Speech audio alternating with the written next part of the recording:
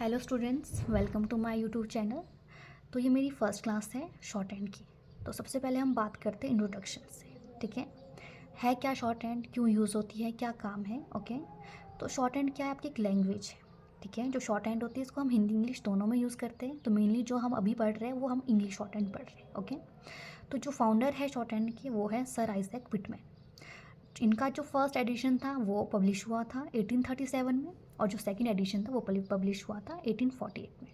ठीक है, अब बात करते हैं जो शॉर्ट हैंड है इसका काम क्या है। एक नाम से पता लग रहा है हमें कि शॉर्ट हैंड मतलब शॉर्ट फॉर्म। ठीक है, शॉर्ट फॉर्म का यूज़ होगा इसमें। ठीक है, और एक तरीके से लैंग्वेज है, हिंदी इंग्लिश दोनों में होती है।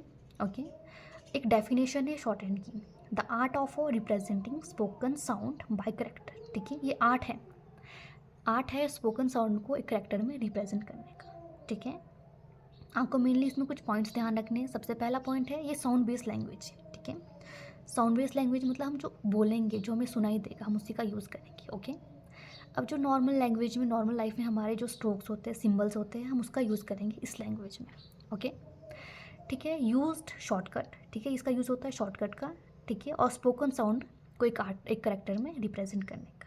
ठीक है, और डिक्टेशन एट हाई स्पीड। ठीक है, डिक्टेशन किसमें, मतलब आपको लिखना एक बिल्कुल हाई स्पीड में लिखने का एक आर्ट है, उसको हम बोलते हैं शॉर्ट हैंड।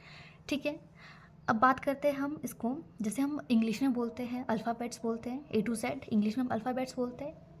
अल्फ़ाबेट आपके 26 होते हैं। ठीक है, सिंगल वर्ड होगा उसको हम लेटर बोलेंगे, वर्ड बोलेंगे। ओके, सेम वैसे ही इन शॉर्ट हैंड हम P to H हम बोलेंगे कॉन्सोनेंट्स। ठीक है, A to Z अल्फ़ाबेट होते हैं इंग्लिश में, स्टेनो में शॉर्ट हैंड में P to H होते हैं कॉन्सोनेंट्स। ठीक है, ये भी 26 होते हैं। ओके, अब जो सिंगल वर्ड होता है, जैसे हम ए को ऊपर इंग्लिश में हम लेटर बोलते हैं, वैसे हम स्टेनो में पी को हम बोलते हैं स्ट्रोक।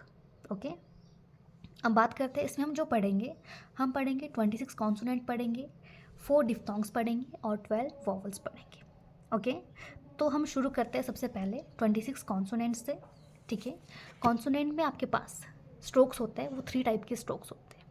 ओके, 3 टाइप के स्ट्रोक हैं। सबसे पहला स्ट्रोक होता है स्ट्रेट स्ट्रोक, नाम से पता लग रहा है स्ट्रेट मतलब बिल्कुल सीधा। ओके, कर्व मतलब थोड़ा कर्व होगा। एंड थर्ड वन है हुक एंड स्ट्रेट स्ट्रोक। ठीक है, इन सबको समझने से पहले आपको इनकी डायरेक्शन पता होनी चाहिए। ठीक है, हम 3 टाइप की डायरेक्शन यूज़ करते हैं। ठीक है, 3 टाइप की डायरेक्शन होती है आपकी स्टेनो में। एक होती है अपवर्ड, अपवर्ड मतलब नीचे से ऊपर। ओके, दूसरी होती है डाउनवर्ड, ऊपर से नीचे। एंड थर्ड वन होती है हॉरिजॉन्टल, हॉरिजॉन्टल हमेशा लेफ़्ट टू राइट रहती है। ओके, ये हमारी डायरेक्शन होती है। अब जो स्ट्रोक होते हैं इसमें एक ही सिंबल हम 2-3 स्ट्रोक के लिए यूज़ करते हैं। तो अब एक सिंबल यूज़ करें, डिफरेंस कैसे पता चलेगा। तो जो आपके स्ट्रोक्स होते हैं वो लाइट और डार्क होते हैं। लाइट मीन्स आप लाइट लिखोगे, किसी भी स्ट्रोक को लाइट लिखोगे, इसका अलग मतलब है, डार्क लिखोगे इसका अलग मीनिंग है। ठीक है, एक पॉइंट आपने क्या ध्यान रखना है, जो डार्क स्ट्रोक होगी उसको कभी भी आपने पेंसिल यूँ रिपीट नहीं करनी है। ठीक है, शॉर्ट हैंड में क्या होता है, स्पीड में लिखना होता है, आप यूँ रिपीट करोगे तो आपका टाइम वेस्ट होता है। ओके, तो इसीलिए हम यूज़ करते हैं शॉर्ट हैंड की पेंसिल यूज़ करते हैं, जिससे हमारे स्ट्रोक लाइट और डार्क बन सके। ओके, तो थैंक यू।